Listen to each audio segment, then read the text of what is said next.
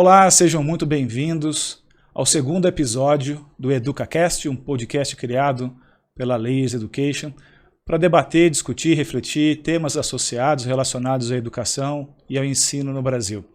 Eu sou Hugo Silo, jornalista de Economia e Negócios, um apaixonado pelo setor de educação no Brasil e que cobre esse setor há alguns anos, né? Nosso segundo episódio tem como tema Talentos em Educação.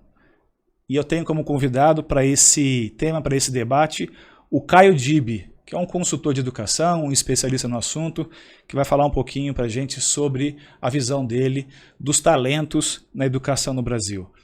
Caio Dib, muito obrigado pela sua presença, obrigado por ter aceitado aí o nosso convite. É um prazer ter você com a gente hoje. Que bom estar aqui com você, Hugo, Danilo, Ivan. Estou muito animado para esse papo de hoje, pessoal. A gente também. Obrigado aí pelo seu tempo, pela sua disponibilidade. Eu queria começar esse nosso bate-papo sobre talentos na educação, trazendo uma questão muito complexa no mercado brasileiro, que é um país com muita vaga sobrando, muita oportunidade de emprego, e, por outro lado, a gente tem aí 12, 13 milhões de pessoas desempregadas, né?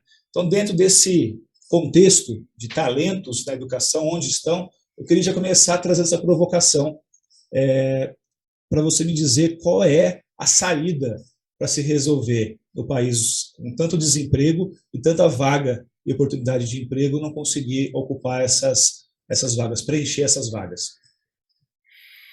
O Hugo já começa com uma pergunta difícil, né, gente? Mas acho que o caminho é a educação mesmo. Eu acho que a gente conseguir capacitar cada vez mais as pessoas para as necessidades da sociedade e das empresas, né? No Como Educar Famílias, a gente fala muito isso.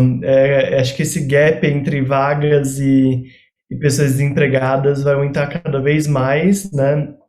Por vários motivos. Mas a gente precisa, na verdade, repensar o modelo de escola e mesmo de educação dentro do núcleo familiar que a gente está fazendo, né? A gente está em um mundo cada vez mais de transformação. Os jovens e as crianças vão enfrentar desafios muito complexos em trabalho, sustentabilidade, relações humanas, e a gente ainda tem um modelo de educação muito pautado numa sociedade de hoje e do passado, né? Então, o Como Educar Famílias conta um pouco caminhos para a gente começar a fazer essa transformação e conseguir, né, que a gente consiga pessoas capacitadas para empregos e para serem bons cidadãos, mas também a gente precisa priorizar e valorizar as iniciativas inovadoras que já tem hoje, né? Acho que a Layers é uma que facilita muito a vida tanto de estudantes, famílias e pessoas que estão dentro da escola, mas tem muitas escolas e professores que fazem iniciativas super legais, super conectadas, que vão ajudar a gente nesse futuro próximo. Você concorda, Danilo, que o futuro da educação depende também dos pais, das famílias? As famílias precisam ser educadas assim como os seus filhos? Hugo, eu não tenho dúvidas disso. Não à toa a gente na Layers começa o trabalho olhando para a base pautada no tripé família, escola e aluno. Esse tripé, na nossa percepção, ele é de extrema importância. A gente começa resolvendo a dor de como eles se comunicam, né? Então, um dado interessante que a gente traz aí, 60% das famílias que se sente bem informada, por mais que tenham problemas com as escolas, principalmente privadas, elas não pensam em tirar os filhos porque elas sentem que ali é um canal de comunicação e que numa relação de confiança pode ter algum erro, seja mínimo, pequeno e aceitável, a família compreende que sim. Então, educar o tripé escola, família e aluno é essencial para um projeto de educação de médio e longo prazo. Caio, uma coisa que me chamou bastante atenção na hora que estava lendo o seu currículo, eu conheço muito a área de design gráfico, design de produto, mas nunca tinha ouvido falar de design de serviço. O que é design de serviço? Essa é uma ótima pergunta também, sabia? Design de serviço é uma área que é relativamente nova no Brasil. Começou mais forte em 2015, mais ou menos. E é realmente desenhar serviços, né? Desenhar experiências para o consumidor final, para o usuário final, ou mesmo para o cliente final. Dá para fazer isso dentro de uma loja, né? Quando você entra numa loja, o que acontece? Quais são os passos que você faz até você concluir a sua compra? Até num site ou num aplicativo. Então, no design de serviço, na verdade, o que a gente faz é ouvir as várias perspectivas, né? Ouvir as várias vozes que vão ser impactadas, seja o estudante, a família, o professor, no caso da Layers, entender como cada um, qual é o valor que a Layers tem que entregar para cada um e qual é o fluxo mesmo de serviço que a gente precisa construir para que esse valor seja entregue da melhor maneira possível, sem ruídos. Então, é um formato muito legal, muito colaborativo, assim, de construir soluções que vão entregar coisas valiosas para as pessoas. Por exemplo, agora na Secretaria Municipal de Educação, pela MICOM, a gente cria sistemas e portais. Então, vem uma demanda para mim, né? Vem uma demanda para a área, olha, eu preciso criar um site para escolas reservarem passeios. Eu podia criar um site com uma lista de passeios, o cara vai lá, clica em reservar e cai no e-mail de alguém. Mas como, afinal de contas, eu consigo facilitar esse processo, né? Então a gente escuta as escolas, escuta as pessoas que reservam, entende os pormenores. É quase um processo de... Realmente, experiência do usuário, né? É um mix ali de experiência do usuário e construção de produto, só que voltado, no caso de vocês, acredito que sejam serviços não pagos, né? Sejam serviços que vocês estão construindo para facilitar a experiência. Então, eles não precisam ter um modelo de negócio sustentável, eles precisam servir bem aquela função, é isso? Super. Acho que tem a sustentabilidade, ela existe, né? A gente pensa muito nisso também, mas a gente pensa muito em como resolver o problema desses servidores e desses estudantes e dessas famílias que vão estar acessando esses sites. Mas é muito a ver com a experiência de usuário mesmo. A gente trabalha muito com isso. E hoje em dia, onde está o maior problema disso tudo? Qual que é a principal dor que você sente imagino que as dezenas ou talvez centenas de ferramentas e plataformas que vocês têm aí? Eu acredito que o maior desafio é conseguir ouvir todo mundo e chegar num ponto comum mesmo, sabia? A gente, principalmente em São Paulo, que é uma região de 1 milhão de estudantes, a gente tem níveis muito distantes, né? Então a secretaria fica muito distante, muitas vezes, do chão da escola, ou mesmo das diretorias regionais de ensino.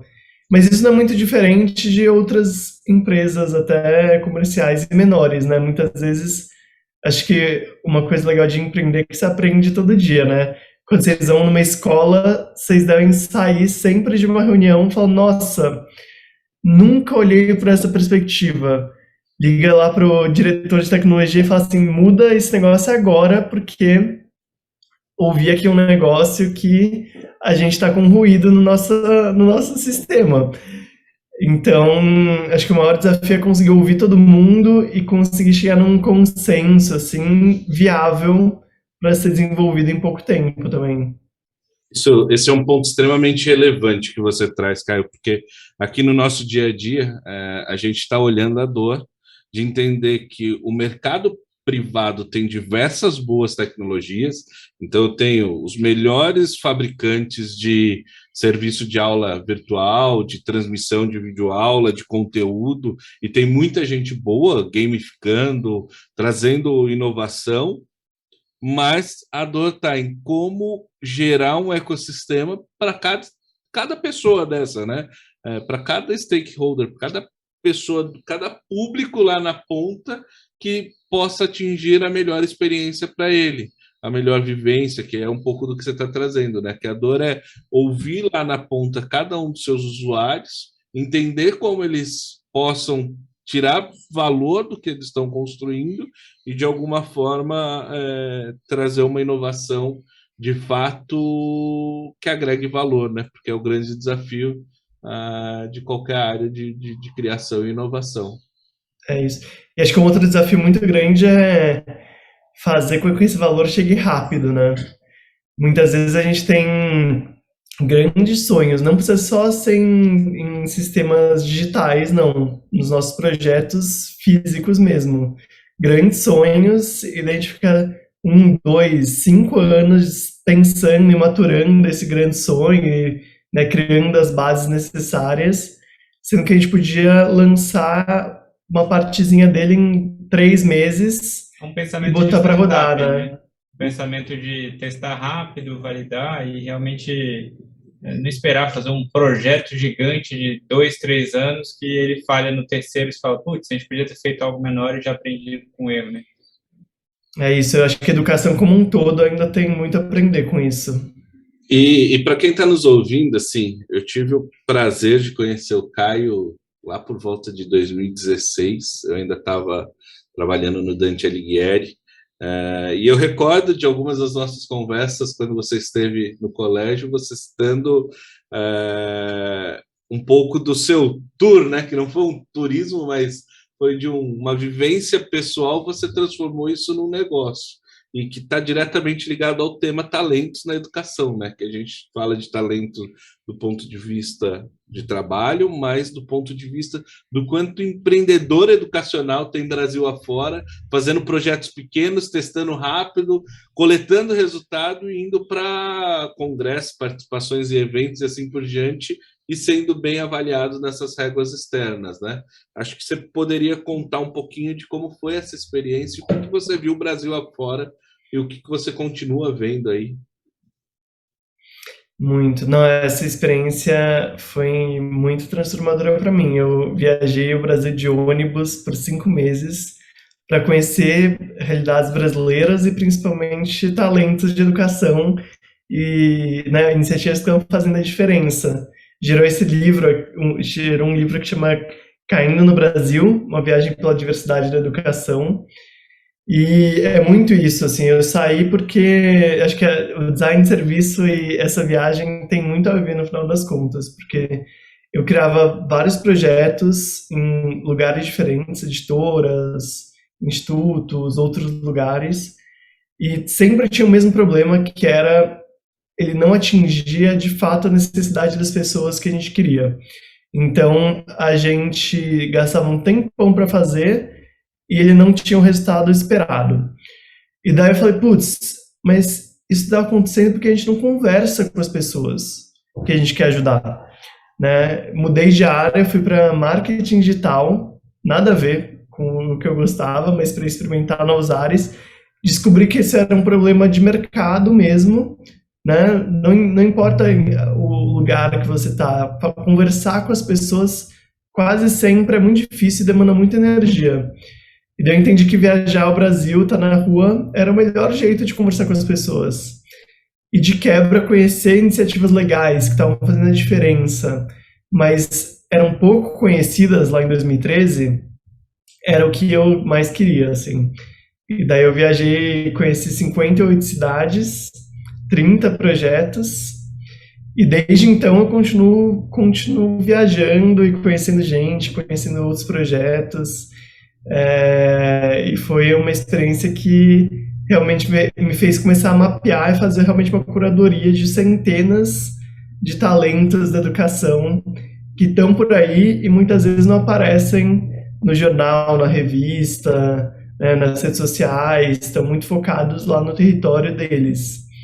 Então o meu trabalho, muito do que eu faço também é dar uma luz assim para essas pessoas, seja em entrevista de livro, seja fazendo curadoria de eventos, seja indicando para jornalistas.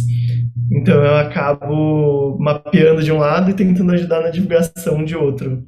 Olha que insight legal que o Caio acaba de deixar, tá, gente? Nos acompanha aqui, Caio, no nosso podcast, o EducaCast, muito gestor educacional, muito empreendedor, dono de edtech, pessoas que estão ali no dia a dia das edtechs. E olha que insight super bacana. Escutem o seu público, analisem qual dor deles vocês querem resolver, e você faz isso ouvindo, estando lá no dia a dia, visitando, né? Então, o dono da escola privada que está aí, quantas vezes você parou para ouvir a dor do seu aluno ali na ponta? Ou você simplesmente criou uma escola, ensina muito bem e acha que por si só resolve? Para ouvir, questiona, faz pesquisa, analisa esses dados, coleta informações, e isso vai ajudar a tomada de decisão. É muito isso. E acho que dá para ouvir de várias maneiras, né? Dá para você ouvir num questionário, dá para você ouvir numa reunião de pais ou num evento, ou mesmo no corredor da escola. Eu também tive uma breve experiência de 4 anos de professor, e teve um dia, era um projeto muito legal, que os garotos e garotas criavam soluções para o bairro, para melhorar o bairro deles. Galerinha de 10 a 14 anos. E eu tinha uma intenção de eles que resolviam tudo, era muito autônomo. Eles escreviam os e-mails para as pessoas de fora da escola, que eles queriam alguma parceria. E daí um dia eu estava andando pela escola e uma mãe me para e fala assim: Caio, eu divido e-mail com meu filho e eu vi que ele mandou um e-mail para uma pessoa de fora da escola. Daí eu pensei, ixi, lá vem a bronca, né? Porque, mas e-mail é pra isso, né? A primeira sensação é que a mãe veio reclamar, né?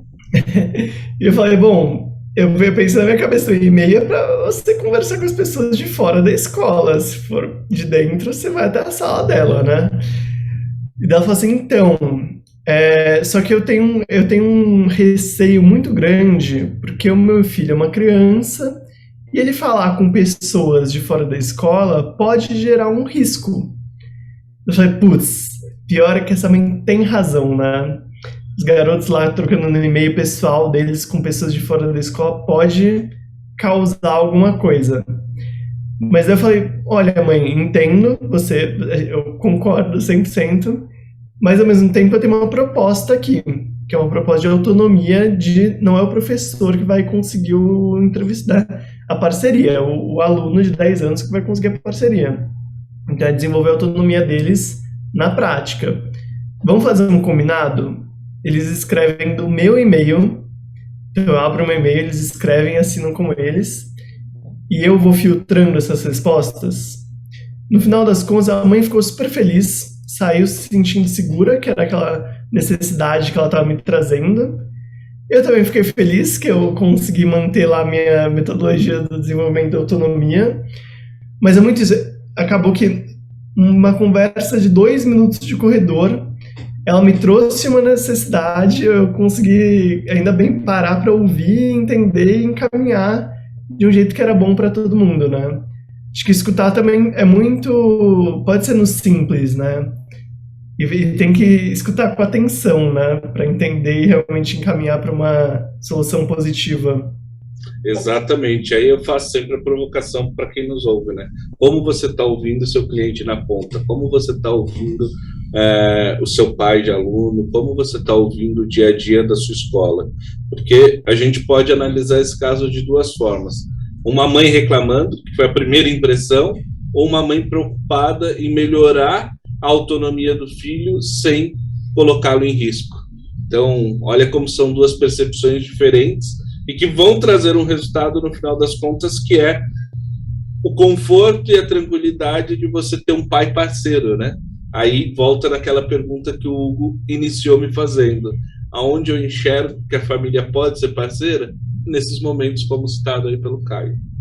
Por falar em escutar, acompanhar e experiência, né, Caio, que é o seu grande nicho, é a experiência. Eu queria entender um pouquinho qual foi a sua experiência ao enxergar Brasil adentro, todas as dificuldades, todos os desafios da educação no interior do Brasil, e como que a tecnologia hoje, que está sendo incorporada à educação, as escolas privadas, ou mesmo escolas públicas que estão incorporando tecnologias, estão conseguindo equacionar problemas antigos, problemas crônicos da educação no Brasil. Então, eu queria que você me falasse da sua experiência e como que a tecnologia está impactando nisso hoje. Olha, a minha experiência foi um tapa na cara, sabia, Hugo? Porque eu saí para viajar ao Brasil logo depois de entregar o meu trabalho de conclusão de curso, e era um e-book, foi o primeiro e-book da Casper Libero, chamava Educação Reinventada, Tecnologia como Catalisadora de uma Nova Escola. Inclusive o Dante foi um dos cases assim, de estudo do e-book. Então era muito isso, a tecnologia entrar na escola e revolucionar as relações, né? E funciona em alguns casos. Mas 99% das escolas que eu fui não usava tecnologia e nem tecnologia de ponta. Eu lembro que eu fui para Jericoacoara, norte do Ceará, e por acaso eu fui para passear mesmo dessa vez, mas por acaso eu encontrei uma escola lá e consegui uma visita. Conversei com o coordenador, olha, coordenador, você usa tecnologia aqui? E ele ficou muito bravo comigo. Ele falou assim, claro que a gente usa tecnologia. Você não está vendo aqui em cima o projetor? E daí eu estava esperando uma super tecnologia, né? Um tablet para aluno, essas coisas. Então, foi um tapa na cara que eu vi que muitas escolas eram aquela escola do futuro, que ressignificava as relações, ressignificava o jeito de educar, sem o uso da tecnologia, usando de um jeito muito simples. Isso me ensinou muito. Mas eu acho que hoje também, principalmente nesse momento de pandemia, é muito importante a gente inserir a tecnologia dentro do dia a dia da escola, e principalmente nesse momento de transformações do mundo, né? Também, como professor, uma história que me fez mudar muito, assim, foi quando a gente estava debatendo nessa mesma aula um projeto novo, e a gente estava falando de várias referências, e um garoto levantou e começou a mexer no computador, ligar o projetor. E eu falei, pô, né, Breno, vamos prestar atenção aqui, vamos participar da conversa. Daí ele falou, não, Caio, eu tô ligando o computador pra gente conseguir ter algumas imagens e ilustrar essa conversa. Então a gente falava, sei lá, de Santos Dumont, ele ia buscar imagens de Santos Dumont. A gente falava de um bairro específico, no Google Maps achava esse bairro. Então, também, é um projetor, um computador na internet, né? E ele conseguiu fazer de um jeito multimídia lá, que interessou toda a turma, e a conversa só se potencializou. Então, a gente tem que pensar em tecnologia no momento certo na educação, na verdade. Acho que a pandemia, todos os dias virou o momento certo, né? Quando a gente está de quarentena. Mas quando a gente está no presencial, assim, tablet todo dia, toda hora, só essa resposta, não funciona, né? Zero tecnologia, só o livro didático, também não funciona. A gente tem que entender quais são os momentos certos de inserir a tecnologia e o que a gente espera desse uso da tecnologia nesses momentos. Ainda é um exercício para a gente.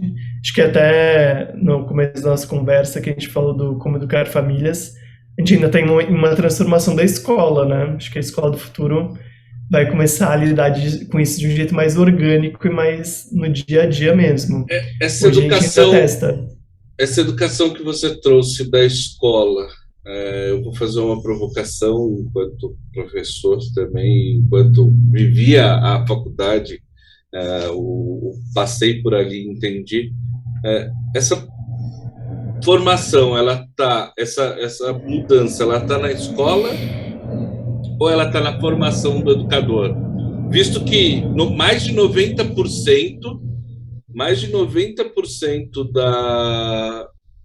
dos professores, no início de pandemia, não se sentiam preparados para começar as aulas de maneira não presencial.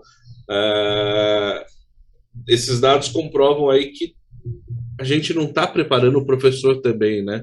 Por maior talento que a gente tenha, e a gente sabe que tem diversos talentos, professores que nasceram com o dom de ensinar, a tecnologia ainda está distante deles. E aí, como transformar a tecnologia como um meio de potencializar, sendo que para ele é um limitador de uso, né? De receio, de medo de errar na frente do aluno e assim por diante.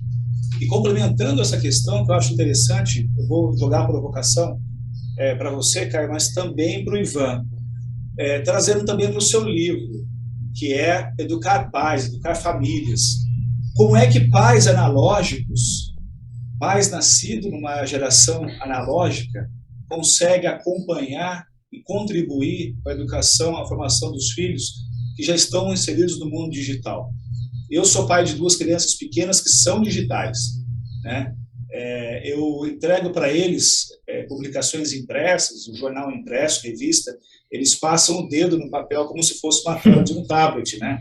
Então, eu acho que é um grande desafio os pais com uma mentalidade analógica conseguirem acompanhar a formação dos filhos. Então, eu queria jogar primeiro para o Ivan. Ivan, como é que se programa o pai e a mãe analógico para criar o seu filho no mundo digital? E depois o Caio queria que você complementasse também com o seu pensamento em relação a isso. Acho que minha resposta vai ser um pouco contraditória, porque meus pais não são nada digitais, e mesmo assim eu conheço esse mundo de maneira bem profunda, né? E eu acho que no caso dos meus pais, cada um contribuiu de uma forma. Acho que vale dizer que eu comecei a usar computador desde muito pequeno, e o que eu acho que diferencia o uso que eu tive do que eu vejo hoje muitas crianças usando é que eu não usava o computador para lazer, para se divertir, para jogar. Eu usava o computador como fonte de conhecimento que eu não conseguia obter na escola. Então, meus pais sempre me incentivaram muito a isso, de usar essa ferramenta como algo que potencializasse conhecimento. E é nesse momento que eu começo a construir o pensamento de educação e de aprender online, que é nesse momento que eu começo a construir esse pensamento de aprender digitalmente, que meus pais auxiliaram. Então, minha mãe, ela sempre, ela é artista plástica, dava aula de artes, então ela sempre incentivou minha criatividade. E meu pai é médico e sempre incentivou eu a não tirar 10 na escola. Então, essa é a parte contraditória, porque ele incentivava eu a tirar 7 e gastar os 3 pontos para poder aprender o que eu quisesse. E acho que isso foi muito importante, porque eu descobri o que eu queria antes até de chegar no ensino médio. Então, quando eu entrei na faculdade, eu já sabia o que eu queria, não tive que pensar sobre isso, porque eu investi 20%, 30% do meu tempo, que no final eram 70% do que eu gostava, em aprender essas coisas. E é isso que eu vejo que potencializa a gente ter cada vez mais talentos. Não é a gente entregar um caminho já pronto, é a gente dar possibilidade. E o que eu vejo é que a tecnologia ela tem essa faca de 2 gumes hoje em dia, que antigamente não tinha tanto jogo, tanta coisa que entretinha a gente. Isso virou recente. Então, quando você vê alguém num tablet, se você não está vendo o que está na tela, você não sabe se a pessoa está estudando, se ela está jogando, se ela está tendo um momento de lazer ou um momento de aprendizado. Eu acho que para construir talentos, a gente tem que criar um mecanismozinho na cabeça das pessoas, que é ela ter um feedback positivo quando ela aprende algo. Se ela tem isso, é o mecanismo básico para ela sempre buscar conhecimento novo. Se ela não tem isso, ela vai usar a tecnologia como lazer. Legal. Você concorda, Caio? Muito. Eu acho que é muito isso. Eu acho que essa história dos seus pais, para não repetir tudo que você falou, assim, que eu concordo com tudo, é o diálogo, né? Como que a gente consegue juntar essas 2 gerações a partir do diálogo? E acho que você conseguiu resumir bem de como eu consigo, a partir dos talentos dos meus pais. Sua mãe não fazia pinturas no iPad, né, na década de 80, mas ela conseguia de algum jeito transmitir os princípios dela, que eram importantes, conhecimentos e dicas para você replicar isso dentro do mundo digital. Então, e o diálogo, eu estava conversando com um neurocientista esses dias, Dr. Fabiano Molan, que fala assim, não é em meia hora de jantar que você vai criar essa relação e esse diálogo, né? É uma coisa que você vai construindo ao longo do dia, ao longo, né, da sua história. Então, você construir o diálogo com seus filhos e conseguir alinhar coisas semelhantes nesses dois mundos é muito importante. E acho que uma única coisa que eu queria colocar um contraponto, que é você vai estar aprendendo em todos os momentos, assim, seja no jogo, seja fazendo uma pesquisa acadêmica no Google.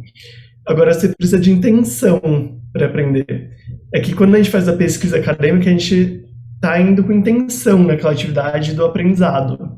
Num jogo, de vez em quando a gente está meio distraído, e tudo bem também ter um momento de desligar, né?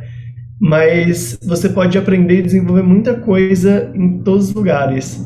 Eu tenho um amigo, por exemplo, que ele é super quietinho, fala pouco, e um dia ele estava me contando que ele joga um jogo desses online e que ele tem um time, e que ele é o coordenador desse time, e que esse time tem 8 pessoas, e que eles se encontram em horas específicas e criam estratégias para vencer o jogo.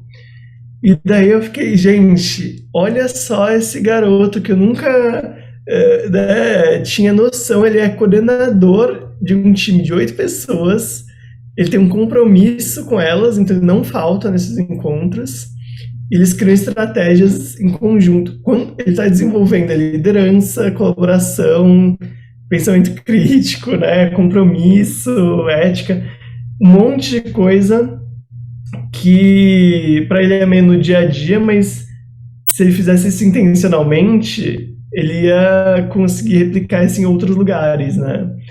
E então, o ponto não engessar, né, Caio? A prova disso, desse seu amigo, é o fato de que a escola pode transferir isso para trabalho a partir de projetos. Não engessar um conteúdo de todos os dias, eu tenho que abrir o livro na página tal, fazer 20 exercícios, mas dar autonomia para que nos projetos os alunos entreguem, dar autonomia para o aluno sentar lá no projetor e começar a gerar mídia a partir do digital para despertar o interesse nos outros colegas. Então, como esses projetos podem potencializar, que também vai diretamente ao encontro do que o Ivan faz, né?